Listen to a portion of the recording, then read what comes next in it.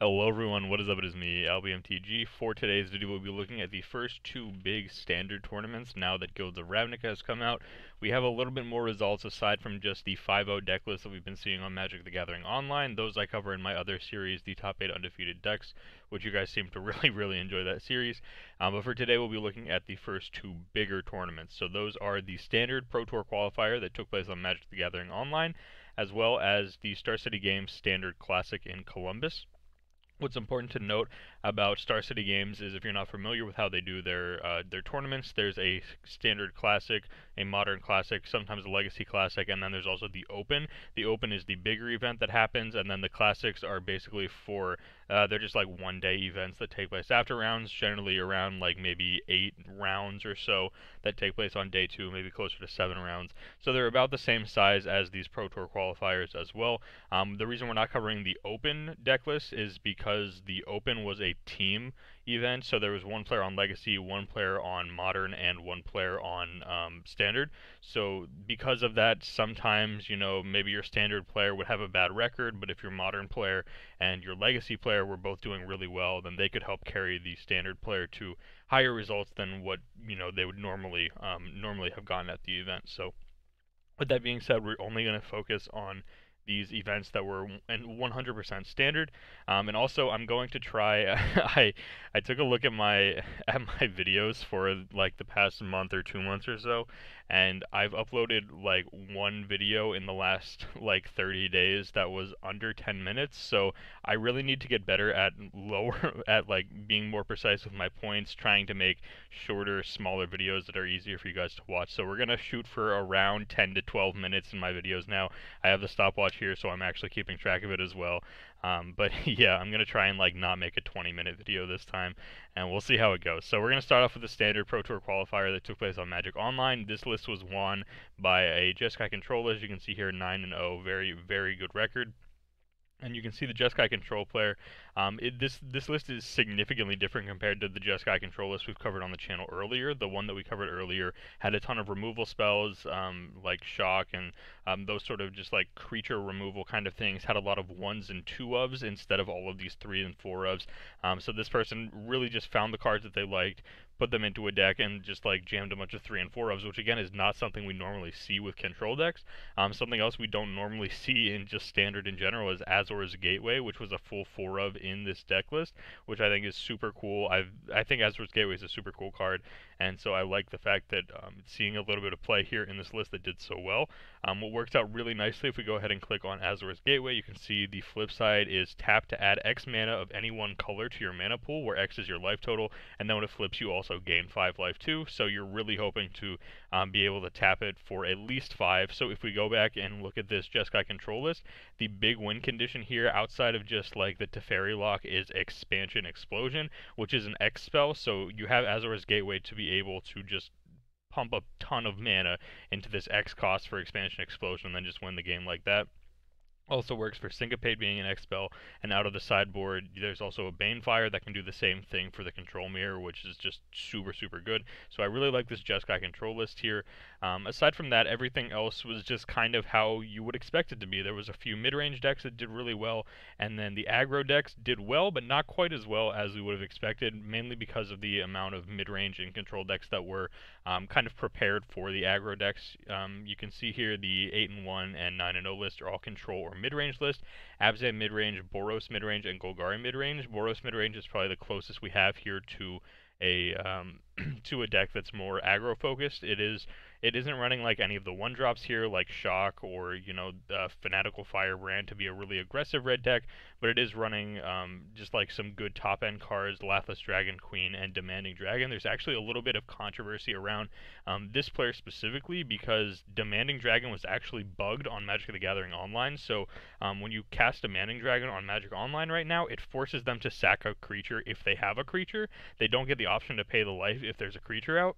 So they weren't supposed to be running Demanding Dragons in this tournament, but this user ran for Demanding Dragons, so there's like a little bit of controversy around, he really wasn't supposed to be running this card, but he did run the card and then ended up doing well. But Still, nonetheless, a solid deck here, Sarkhan Fireblood, to help you ramp out into the different dragons, Varix, Demanding Dragon, and Lathliss, and then also just a small white splash for only one card, and that card being Justice Strike, a good little removal spell here. If we go back to this list, again, we're not going to cover like every deck here, but you can see if we go down towards the 7 and 2 list, we see a little bit more diversity in some of the in some of the decks that we're seeing. Things ranging all the way from like an Abzan Explore deck, Esper Control, the Mirror Control, Grixis Dragons again, Mono Red Aggros here. Steel Leaf Stompy showing up as well, Selesnya tokens. If we come down to the 6 and 3s, there's also a Naya Dinosaur Stompy list, which is kind of an interesting one here as well, featuring white mana for Shalai. And then I also really like having Deafening Clarion in this list. I think it's super sweet, especially with some of the bigger creatures that you have, with Deafening Clarion allowing you to clear the smaller blockers from, their side of the board, and then just letting you get through with these, big lifelinking creatures. It can really be a huge tempo swing. Again, the user only went 6 and 3, which is still a solid record, but just wasn't, towards the top of the standings. I'm also seeing a lot of people using Cruel Harpooner as well in these mono green lists. This one, of course, not being mono green, but I'm seeing Cruel Harpooner showing up a lot in the mono green list. I think it kind of takes the spot of Scrapheap Scrounger, where it was like the only 2 mana 3 powered creature that we really had for the mono green decks before, and so now that we have one in green, Crawl Harpooner is seeing quite a bit of play here. You can see 3 in the main here, 1 in the sideboard, and if we go back to look at some of the other mono green Stompy lists, some of these Steel Leaf Stompy lists, you can see that they would probably have ended up playing Crawl Harpooners too. So that was kind of the gist of the standard Pro Tour qualifier that was held on Magic the Gathering Online. If we go ahead and take a look at SCG Standard Classic Columbus, you can see this one was won by Boros Angels, which is a super sweet deck, and we're actually seeing a significantly different meta here at the Star City Games event than we are at looking at the Standard Pro Tour qualifier. Here you're seeing a ton of mid-range and a ton of control towards the top. Well, if we look over here, we have Boros Angels, which is generally a little bit more of an aggressive deck. We have Mono Red Aggro, which is more of an aggressive deck. Boros Aggro, again, Boros Angel slightly more aggro, and then Mono Blue Aggro as well, showing up in the top 8, which is a really good deck if you guys are looking to play a little bit of competitive Magic without spending a ton of money. Mono Blue Aggro is really your way to go right now. You can see here one showed up in 10th place. This is only 8 tickets, $45. Another one showed up in 8th place, so with top 8 of the events, and it's only 12 tickets, $49. So we're gonna go ahead and take a look at the first place list here, which was Boros Angels.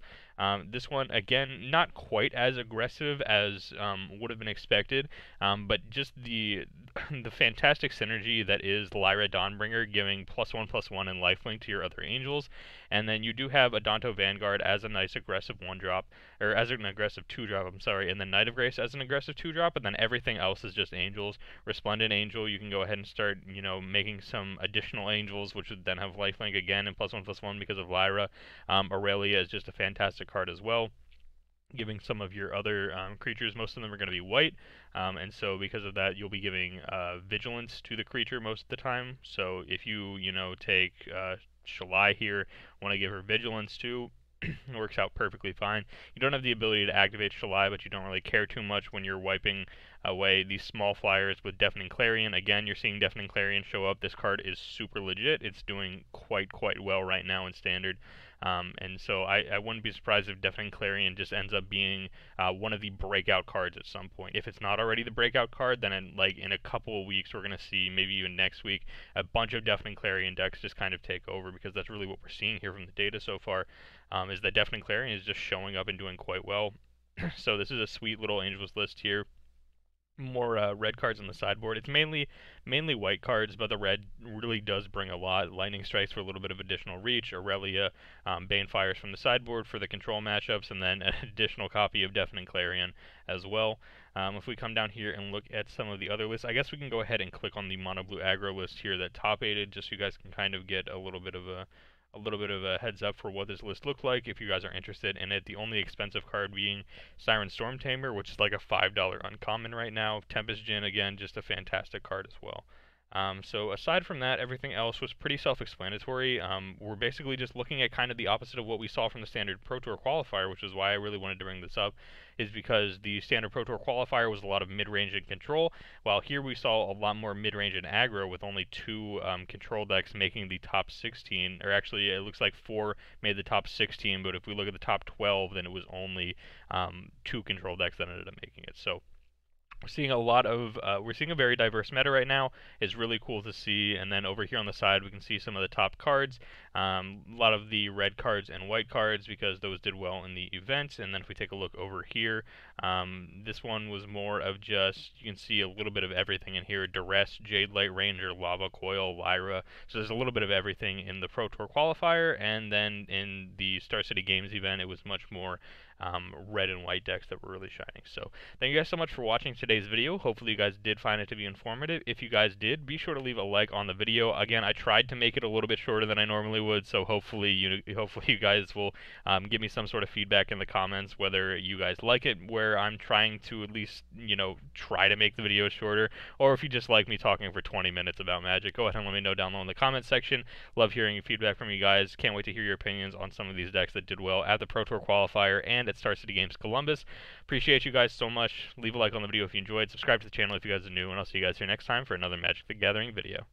Thank you guys so much for watching today's Magic the Gathering video from me, AlbyMTG. Hopefully you guys did enjoy it. At the end of all of my videos, I'd love to give a huge shout out and thank you to my patrons over on the Patreon page.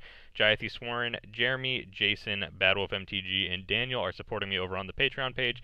Just shipped out their Patreon reward cards for the month earlier today, so hopefully they'll get them soon. If you guys are interested in checking out the Patreon page, you can do so down low in the description. You never need to feel obligated, but if you want to check it out, I'd be really appreciative. So thank you guys so much for watching the video, and I'll see you guys here next time.